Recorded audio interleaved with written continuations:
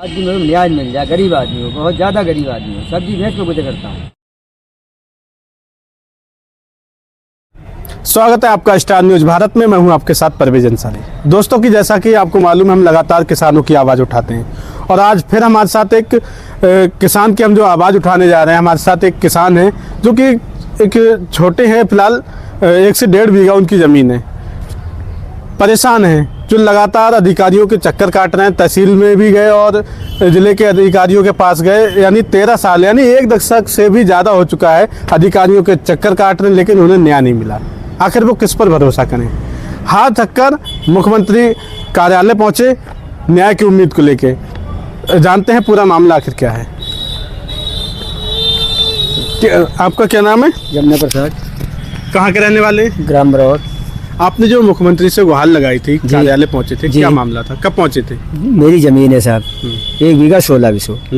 मैं कई बार 50-60 एप्लीकेशन मतलब आदेश करा चुका हूँ। किसके नाम वो जमीन है? मछला देवी। अच्छा, जमुना प्रसाद पत्नी। अच्छा, आदेश कराए, कई एडीएम के आदेश करा चुका हूँ, 50-60।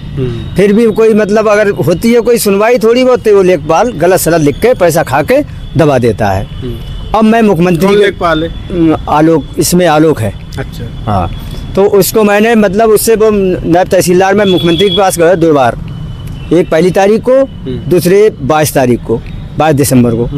फिर भी वो लिख के आया, तो उसने मतलब लेखपाल जब काम तहसीलदार साहब मतलब नायब तहसीलदार पहुँचे, तो उनने मतलब 2 दिन का टाइम दिया कि 2 दिन में सब सामान हटा देना। उसके बाद में सुबह को मेरे पास थाने से फ़ोन पहुँच रहा है कि लेखपाल ने उस पर गलत रिपोर्ट, पैसा खा के गलत रिपोर्ट लगा दी कि मतलब पराधीन है ये ज़मीन। तो मैं ये चाह रहा हूँ कि लेखपाल ये उसका मतलब कुछ नंबर तो दे जो कब्जा करें मेरी ज़मीन पे। कौन तो लोग कब्जा किए? जो मतलब एक राजा राम है दुलारू देवी, और नंदराम निरंजन, और राजू पोशाकी गेंदरलाल।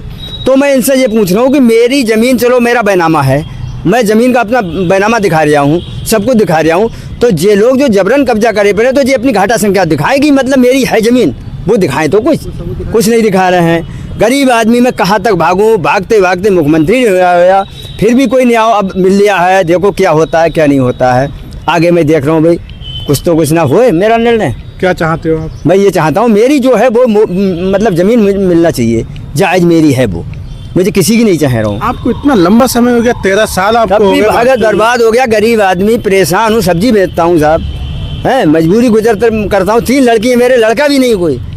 अब मैं कितने परेशान हूँ, मुझे पता है कि मैं कितना बड़ा परेशान हूँ। ज़मीन तो जो कब्जा किए हुए हैं गांव के ही हैं? गांव के ही हैं साहब, दमंग हैं, गांव के ही हैं। तो दोस्तों देखा आपने, एक किसान जिसकी 1 से 1.5 बीघा ज़मीन, 13 साल हो गए अधिकारियों के चक्कर लगाते लगाते, अधिकारियों से न्याय की गुहार लगाते लगाते, लेकिन उसके बावजूद भी एक पीड़ित किसान को न्याय नहीं मिल रहा है। वो किसान जो सब्जी बेचकर अपने परिवार का पालन पोषण कर रहा है। आप समझ सकते हैं कि 13 साल से अधिकारियों के चक्कर काट रहा है। उसके बावजूद भी अगर हम तहसील प्रशासन की बात करें, तो तहसील प्रशासन पूरी तरह जो है कब्जादारियों पर मेहरबान है। आखिर एक बड़ा आरोप लग रहा है तहसील प्रशासन पे, कोई जो है लेखपाल पर एक बड़ा आरोप लग रहा है कि मोटी रकम लेके कब्जादारियों पर मेहरबान है। अब देखना ये होगा, जैसे पीड़ित किसान जो सीएम कार्यालय पहुंचे हैं, योगी आदित्यनाथ जी से गुहार लगाई। अब देखना होगा कि पीड़ित किसान को न्याय मिलता है या फिर इसी तरह जो है अधिकारियों की बल्ले बल्ले होती रहेगी और पीड़ित किसान न्याय की गुहार लगाता रहेगा, अधिकारियों के चक्कर काटता रहेगा।